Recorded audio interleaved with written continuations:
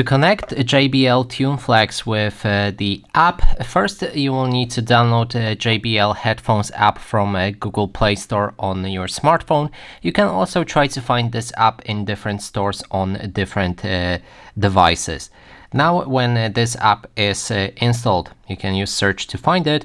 You can click on open and then we can begin connecting them.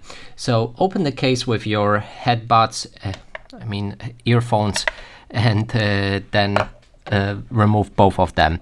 It should enter pairing mode automatically right after you remove them. So all you have to do is click on the Bluetooth right here in the settings for your phone and pair new device.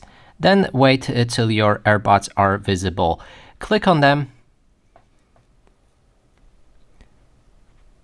Let's allow also access to contact and call history, and now our device will be paired.